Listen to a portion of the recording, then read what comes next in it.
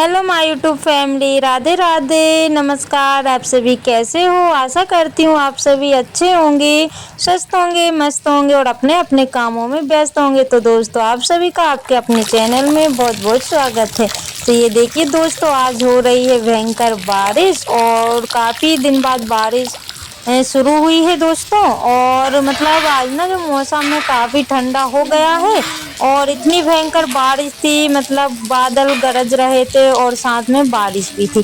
तो यहाँ पे बादल गरजने का तो ब्लॉग शूट नहीं हुआ है, क्योंकि जब भी बादल वगैरह गरजते हैं ना, थोड़ा सा डर भी लगता है। इस वजह से जो है कि थोड़ी बारिश कम हो गई थी और उसके बाद में फिर ब्लॉग का शुरू किया है। और यहाँ पे मैंने नहा धो लिया है और आज है ऋषि पंचमी। तो आप सभी दोस्तों को ऋषि पंचमी की ढेर सारी शुभकामनाएं।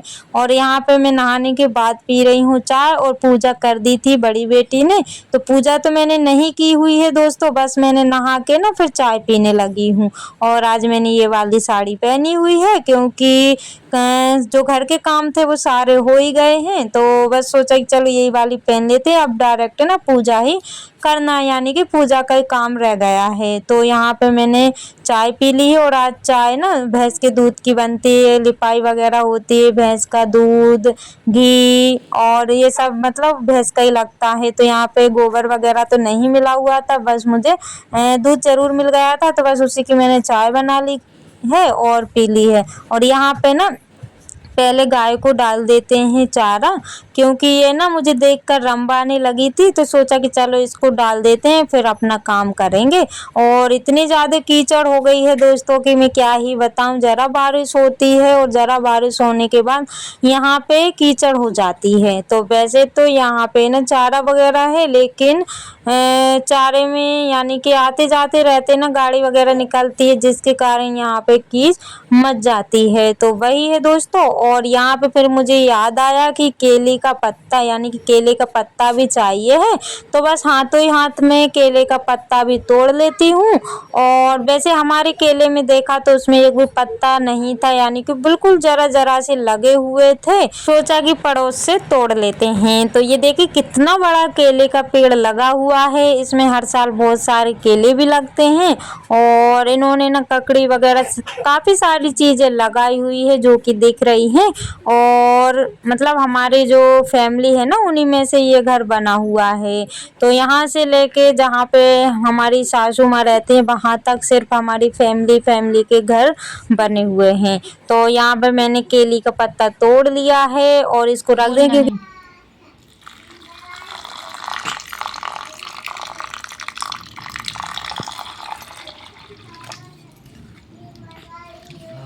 और दोस्तों, जैसा कि मैंने बताया हुआ है कि आज के दिन भैंस का गोबर है, दूध, दही ये सब लगता है, लेकिन मुझे ना गोबर नहीं मिला हुआ था। तो फिर मैंने सोचा कि चलो लाल मिट्टी से ही लिपाई कर देते हैं, क्योंकि जब भी लिपाई करते हैं ना तो अच्छा रहता है। इस वजह से मैं ना लाल मिट्टी से कर रही हूँ। और अगर मुझे गऊ के गोबर से करना होता तो मैं एक दिन पहले या फिर आज ही कर देती, लेकिन उससे नहीं करना था, इस वजह से मैं इससे कर रही हूँ। और लाल मिट्टी से भी ना दोस्तों इतनी अच्छी लिपाई हो जाती है कि मैं क्या ही बताऊँ। और आप सभी देख ही सकते हैं कि पूजा का जो सामान है ना वो इकट्ठा कर लिया है, यानी कि जो भी मुझे याद आता जा रहा था मैं सामान को इकट्ठा करती जा रही थी, क्योंकि एंड टाइम पे कुछ भी छूट ना जाए। वैसे तो ये सादा सिंपल सी पूजा रहती है दोस्तों, इसमें कुछ ज़्यादा वो नहीं लगता है, लेकिन फिर भी अपने हिसाब से जैसी भी अपनी श्रद्धा हो उसके हिसाब से पूजा कर सकते हैं। तो यहाँ पे काफ़ी ज़्यादा गंदा भी हो गया था, क्योंकि अगरबत्ती वगैरह जलती है ना तो उसकी धूप नीचे ही गिरती है। तो बस जो है कि मैं लिपाई कर दूंगी तो काफ़ी अच्छा लगने लगेगा। और जो मिट्टी की लिपाई कर रही हूँ ना तो काफ़ी जल्दी सूख भी जाएगा, यानी कि पूजा करते समय तक तो सूख जाएगा दोस्तों।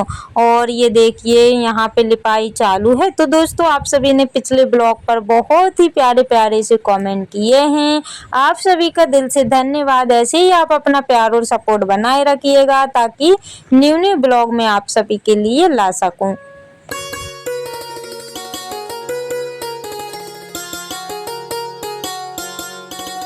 दोस्तों यहाँ पे ना अंधेरा काफ़ी ज़्यादा रहता है, क्योंकि जो लाइट लगी हुई है वो कम वोल्टेज की यानी छोटा वाला बल्ब लगा हुआ है, तो जिसके कारण यहाँ पे अंधेरा दिखाई देता है।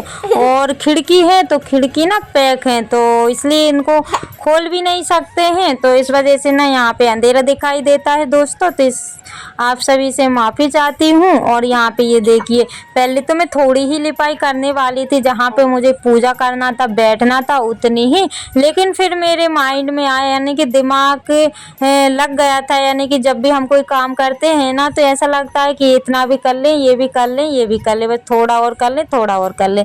बस ऐसे करके ना मेरे जहाँ पे भगवान बैठे हुए हैं वहाँ पे सारे ही लिपाई हो गई थी। और एक दिन छोड़ के है संतान सप्तमी, तो तब व्रत रहूँगी ना तो सिर्फ किचन की करूँगी, यहाँ की तो हो ही चुकी है। तो दोस्तों आप सभी ब्लॉग पर यहाँ तक आए हुए हैं तो प्लीज़ लाइक कर दीजिएगा और छोटा सा प्यारा सा कमेंट करके मुझे ज़रूर बताइएगा कि आज का ब्लॉग कैसा लगा है। और यहाँ पे पूजा की तैयारी हो गई थी, ऋषि मैंने बना लिए थे और मैंने मिट्टी से ही बनाए हुए हैं। और मैं तैयार भी हो गई थी दोस्तों, यानी कि कंघी वगैरह मैंने कर ली थी, उसके बाद में पूजा करने के लिए बैठ गई हूँ। और उसी बीच में मैंने गाय को भी अंदर बांध दिया है, क्योंकि शाम के समय मैं पूजा कर रही हूँ और कथा वगैरह पढ़ूंगी ना तो थोड़ा सा टाइम हो जाएगा, इसलिए मैंने गाय को पहले अंदर बांध दिए हैं और उसके बाद में पूजा करने के लिए बैठी हुई हूँ। तो दोस्तों आप सभी देख ही सकते हैं कि गांव में किस तरीके से ऋषि पंचमी का व्रत किया जाता है और सादा सिंपल सी पूजा होती है दोस्तों।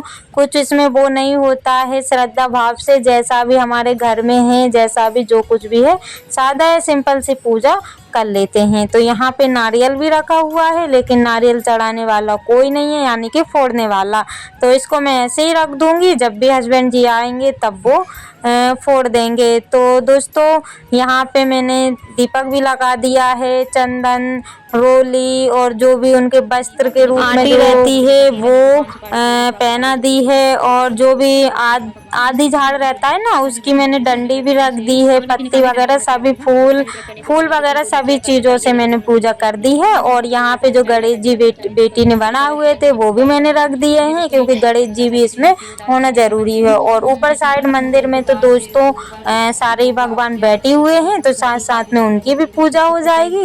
तो दोस्तों आप सभी को आज का ब्लॉग कैसा लगा है प्लीज़ मुझे बताइएगा।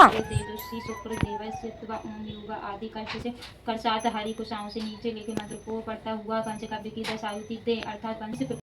और यहाँ पे मैं कथा पढ़ रही हूँ और बुक में ना 2 कथा थी, तो मैंने दोनों ही पढ़ दी थी, क्योंकि कथा पढ़ने में काफ़ी अच्छा लग रहा था, इसलिए मैंने दोनों ही पढ़ ली। और थोड़ा सा समय मुझे लग गया था, 1 घंटा तो मुझे पूजा करने में लग ही गया था। और पूजा करने के बाद में मैंने फिर जो पसाई धान रहते हैं ना, यानी कि जो मोरधज चावल बोलते हैं, वो चावल बनाए हुए थे। और वैसे तो शाम को मैं हर बार खोल लेती थी, लेकिन वैसे ही मुझे भूख वगैरह नहीं लग रही थी, तो सोचा कि चलो सुबह ही खोल लेंगे। और यहाँ पे पूजा हो गई है, अब कर लेते हैं आरती, और गणेश जी की आरती गा रही हूँ।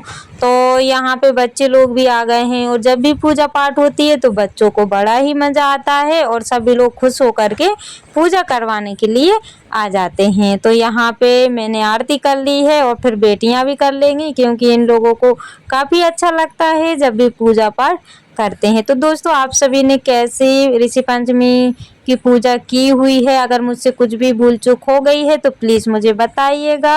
और एक दूसरे को बताने से ही तो दोस्तों गलतियों में सुधार होता है, तो आप बेहिचक मुझे बता सकते हैं अगर मुझसे कुछ गलती हो गई हो तो। और यहाँ पे बड़ी बेटी ने भी कर ली है और आज की पूजा हुई दोस्तों सफल। और आप सभी को आज का ब्लॉग कैसा लगा है, पूजा कैसी लगी है, तो प्लीज़ मुझे छोटा सा प्यारा सा कमेंट करके ज़रूर बताइएगा।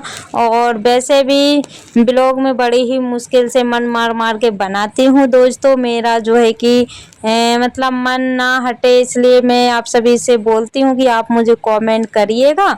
और यहाँ पे देखिए ये चावल मैंने बना लिए थे, खिचड़ी जैसे वैसे ही, लेकिन मैंने हल्दी नहीं डाली हुई थी क्योंकि कुछ लोग बोलते हैं हल्दी भी नहीं खाते हैं। लेकिन जैसा भी दोस्तों मैंने बना लिया था, बिना हल्दी के बनाए हुए थे, तो बस बच्चों को दे देंगे और मैं भी खा लूँगी। तो वैसे भी बच्चों ने बस यही खिचड़ी खाई हुई थी और रोटी वगैरह तो किसी ने नहीं खाई हुई थी। तो दोस्तों आप सभी भी आ जाइएगा गर्मा गर्म सी खिचड़ी खाने के लिए।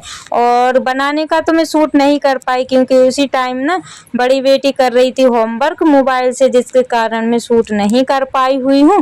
उसने इतनी देर में होमवर्क किया और जब तक मेरी खिचड़ी बन चुकी थी। तो दोस्तों खाने में काफ़ी अच्छी लग रही थी। और आप सभी कैसे बनाते हैं प्लीज़ मुझे बताइएगा, और क्या खाते हैं वो भी मुझे बताइएगा। तो हमारे यहाँ पे तो यही खाते हैं, जो चावल रहते हैं ना उसकी खिचड़ी बना करके। खीर भी बना सकते हैं लेकिन खीर के लिए भैंस का दूध होना चाहिए। तो दोस्तों इसी के साथ ब्लॉग का करते हैं, मिलते हैं कल न्यू ब्लॉग के साथ। Bye bye, take care.